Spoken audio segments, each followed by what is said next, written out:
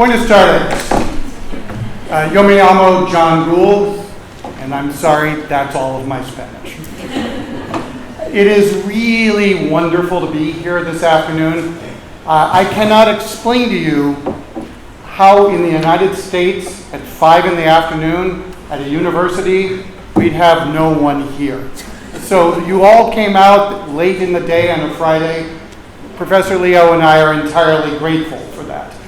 I should also add that Professor Leo and I flew from the United States last night and arrived here this morning. So if I am making no sense or if I am boring, it's only because of jet lag. As Professor Leo said, there is a long story of wrongful convictions in the United States. And a lot of research has been done to identify these cases. Research has been done primarily by journalists, lawyers, law professors, and law students.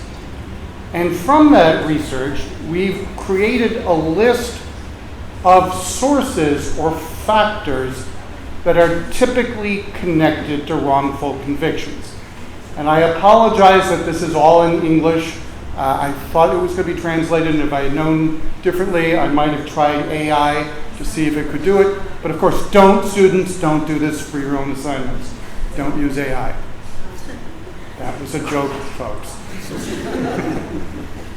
So we have these factors. And in the United States, lots of people like to say those are causes of wrongful convictions. And they are wrong. And they're wrong for this reason. It would be like studying people who have stomach ulcers and saying, oh, we see that lots of them drink coffee. Thus, coffee must be a cause of stomach ulcers. Well, guess what? Lots of people drink coffee. To make it a cause, you have to be able to have a control group and see something different in the wrongful convictions as compared to other cases, or in the other example, something different about people who drink coffee and get ulcers from people who have ulcers and drink other things. So in the late 2005, Professor Leo and I and a few others said it is time that we actually do a study that controls for wrongful convictions against another group to see if we can figure out what the causes are. We received funding from the United States Department of Justice, back when it cared about things like this, to study this question. And what we wanted to know is what separates innocent people who are convicted in certain cases from innocent people who are acquitted or have their cases dismissed in another. So think of it this way. In both sets of cases, a defendant is arrested and indicted. In other words, they have a charge filed against them. In one set of cases, the police and prosecutors or judge realizes, oops, this is a mistake, the person's innocent, and lets them go. In the other set of cases, the innocent person is convicted, and later on it's discovered that they are innocent. That's what we're comparing here. What we were looking at is cases where someone was convicted by a U.S. state, not by our federal government, of a violent felony during that time period, 1980 to 2007, and they had to be factually innocent. And we can talk later about what it means to be factually innocent, because in the United States, there is no official declaration of innocence. But what we went with was either a statement by a judge, a prosecutor, or governor that the person was innocent, and then factual evidence that would convince a reasonable person that the individual was innocent. This research project, if we may say so, was quite different than other research that had been done in the United States on wrongful convictions, because it was a large number of cases. We had this control group We were expanding the categories of crime up until that point. Most of the studies had been on cases of only murder or rape. We added a number of other categories of felonies. And we had the assistance of both prosecutors and defense lawyers. Now, in the United States, having them in the same room together, let alone working together, is rare. So we were very, very fortunate that we had prosecutors and defense lawyers who collaborated with us on this project. Good reflexes. We had 460 cases. Now, that is not all of the cases in the United States, but we had a good mix of wrongful convictions or erroneous convictions and near misses. So the first question is, what do they have in common? So again, think of it as a sieve. They come in, the cases come into the criminal justice system, and the wrongful conviction cases go this way, and the near misses go this way. And by the way, we call them near misses because the criminal justice system nearly missed a conviction, nearly missed an injustice. We can talk later about whether you think it was wrongful for the person to be arrested and charged in the first place, but in these cases we have both sets. We have them arrested and charged. So what do they have in common? That's what is it that gets them into the criminal justice system at all. So innocent people who are charged, what do they have in common? False confessions, eyewitness error. The crime was similar to the defendant's criminal history. There was police and prosecutor misconduct, and then usually there was an informant who was lying. So again, that's what they have in common. That's not what distinguishes them. So you may remember on the first slide, when I talked to you about the usual story, false confessions was there. Eyewitness error was there. And people say, oh, those are causes of wrongful conviction. Our research says that's not true. They are associated with wrongful convictions and near misses. What distinguishes wrongful convictions from near misses are these factors. I'll help explain them. So first of all, defendants who are young, defined as under 30, were more likely to be wrongly convicted than those who had a near miss. Having any prior criminal history, not just a criminal history associated with the crime at that current time, but any criminal history, meant defendants were more likely to be erroneously convicted. Errors by forensic scientists were another factor. And then a special category of eyewitness error, honest mistaken identifications.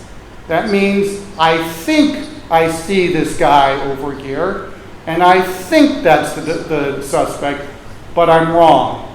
As opposed to other cases we've seen in the United States where the eyewitness knows they're lying. These are ones where the eyewitness thinks they're telling the truth, but they're wrong.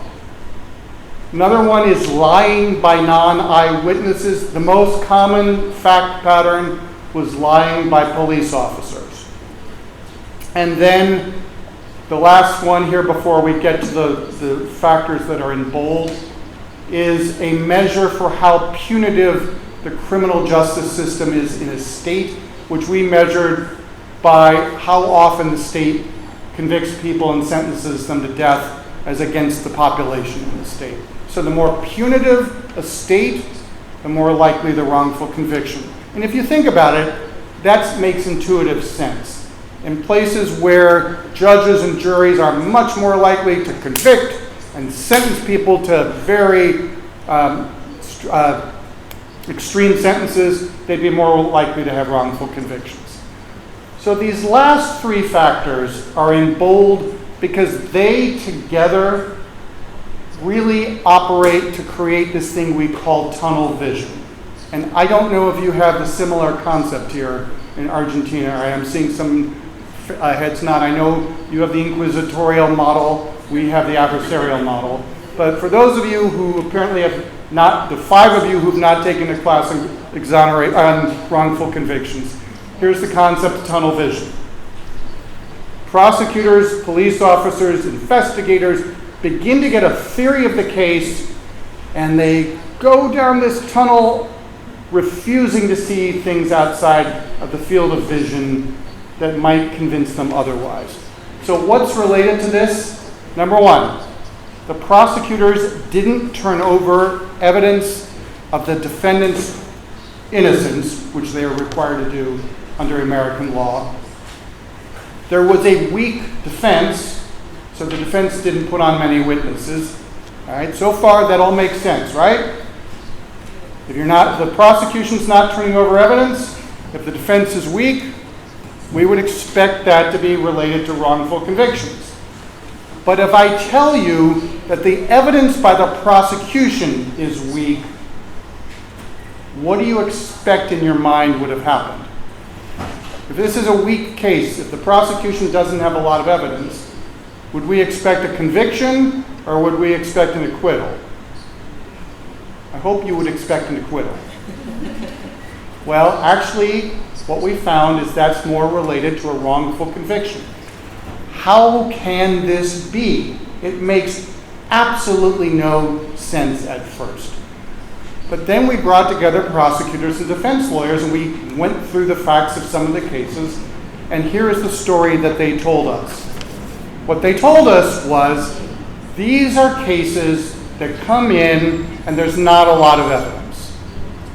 They sit on a shelf, and prosecutors don't spend a whole lot of time thinking about them, hoping that they'll go away or they can plead them out, that they can get the defendant to plead guilty and be done with them.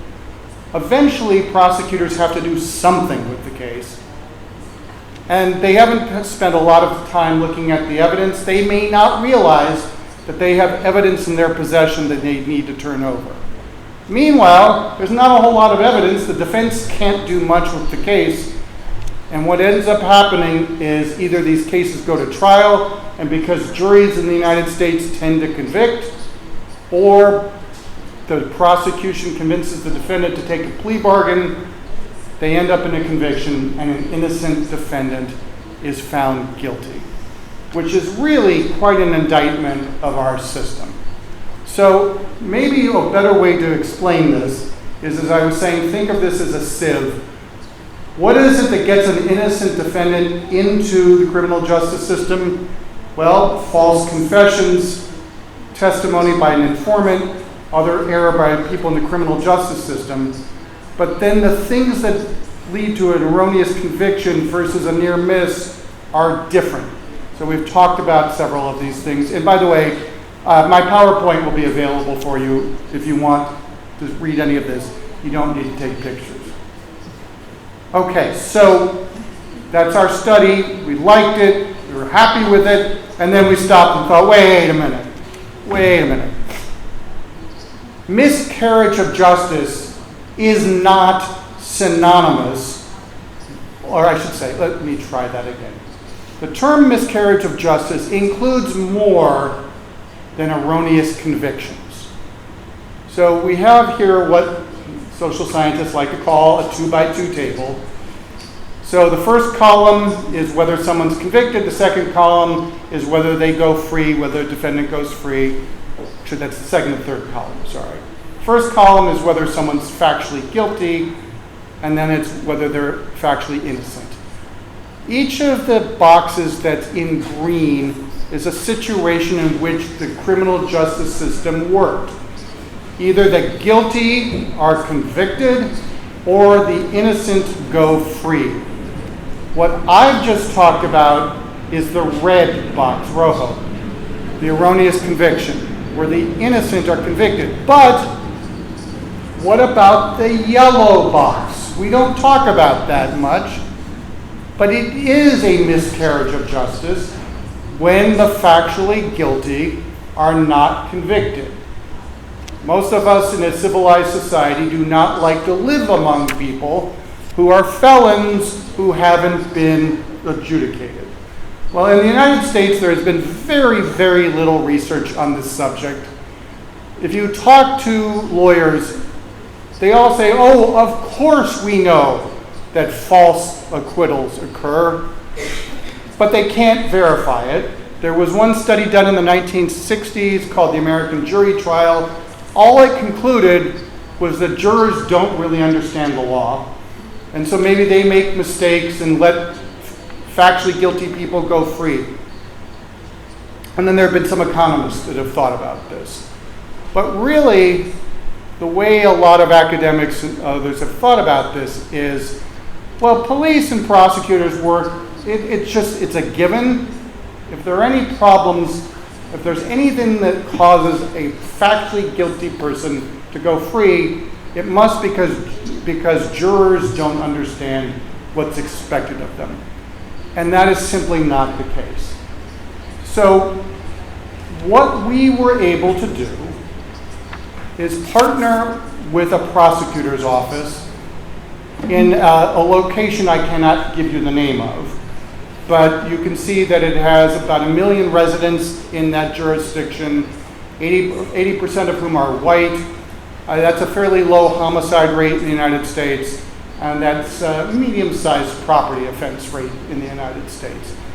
But what we had was an office where the chief deputy, this is the second highest ranking attorney in the office, kept his own records of cases that he said, quote, had a problem.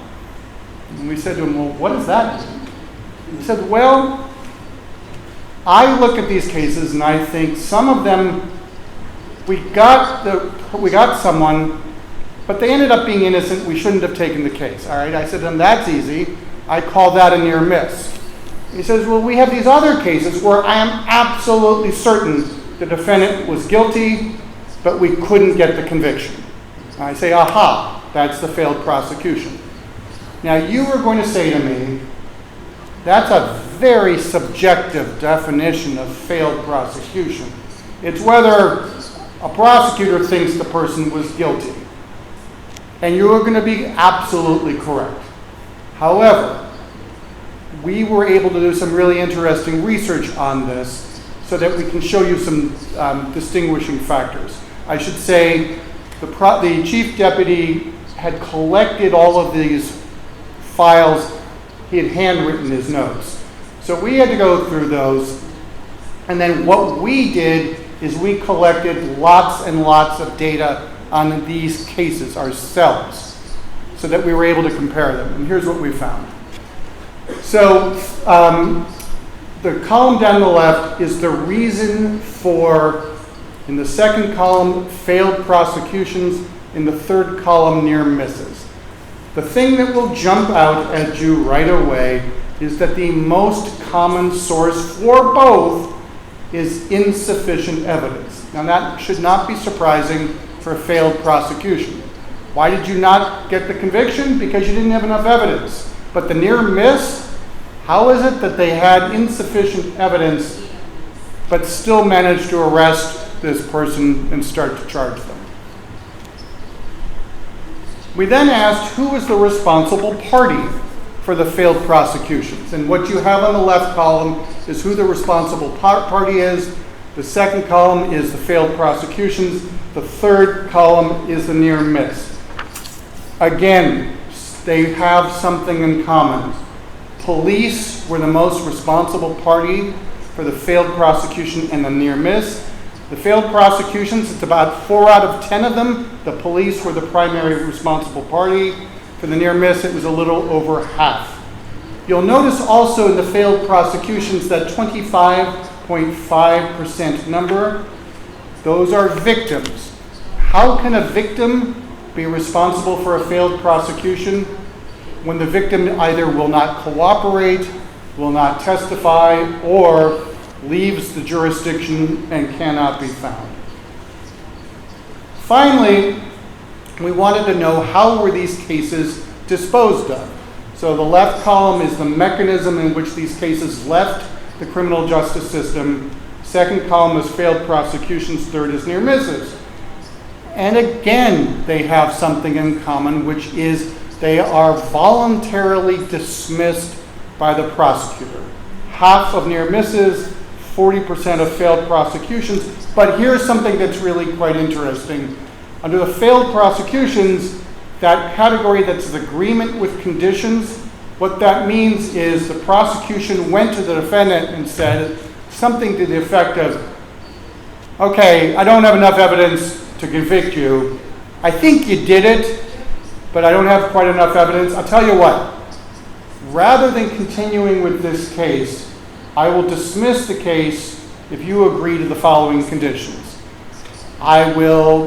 They'll say to the defendant, you will have no contact with the victim, or you will move out of town, or you'll get a job.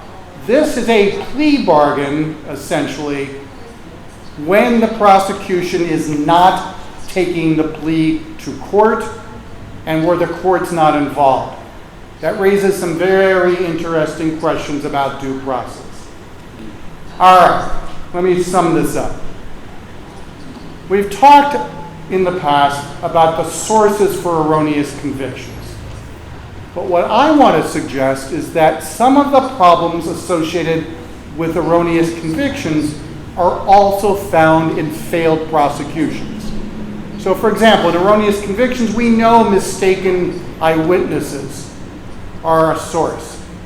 Also in the failed prosecutions, witnesses who are not credible are a source. Witnesses who lie are a source of erroneous convictions. Again, witnesses who are not credible are a source for failed prosecutions.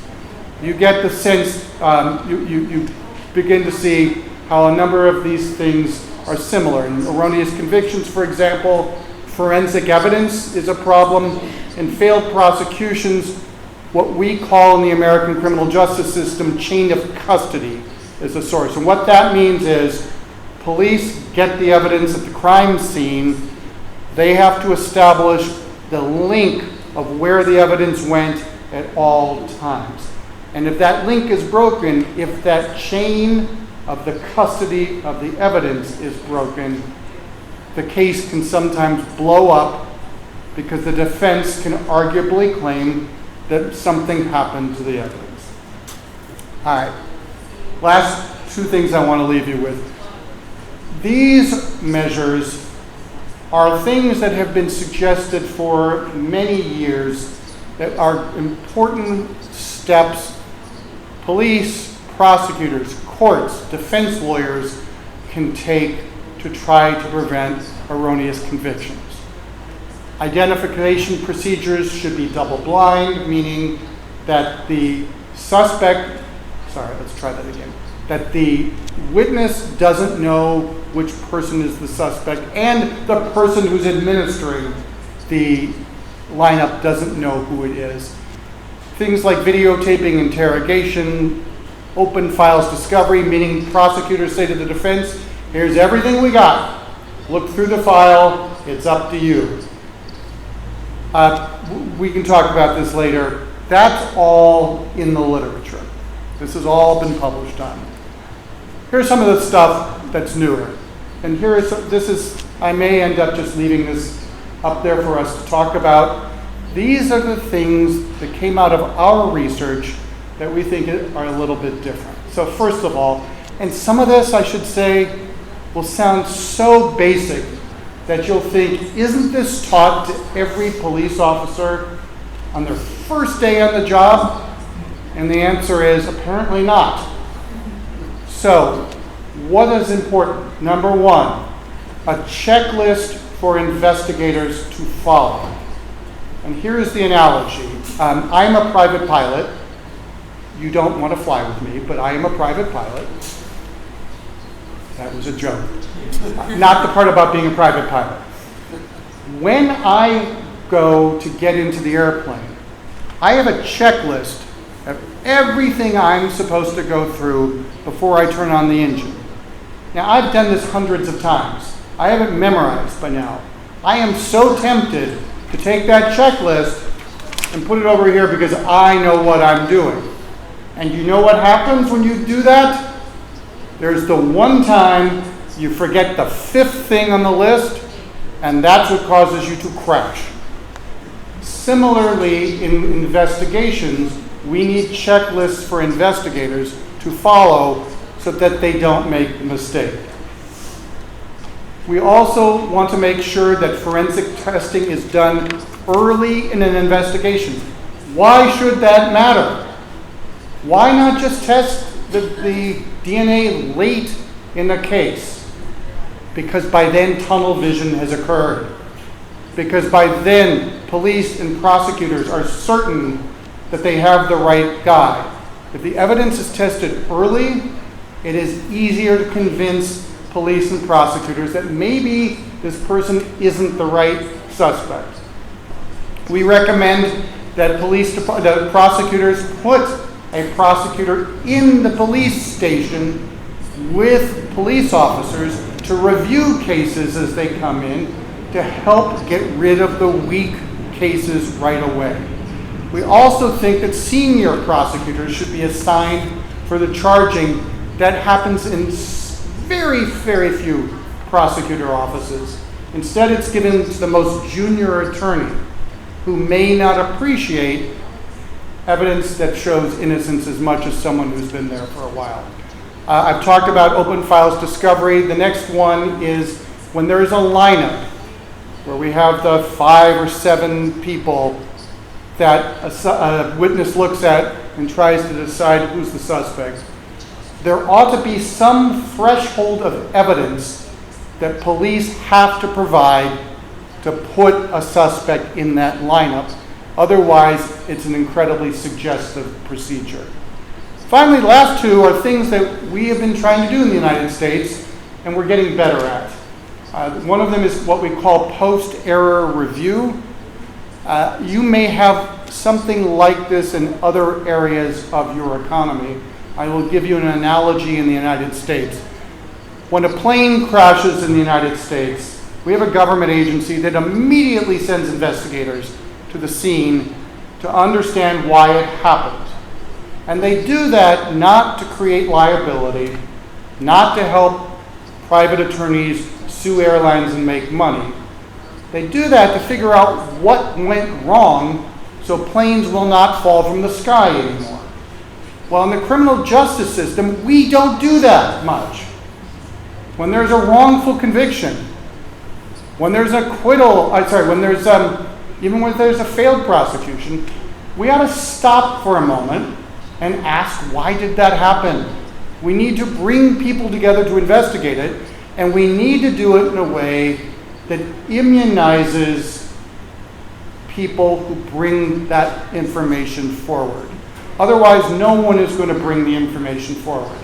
If what we say to you is, bring us that evidence of error, and then when we realize you did it, we're going to sue you or put you in prison, no one is going to bring that evidence forward.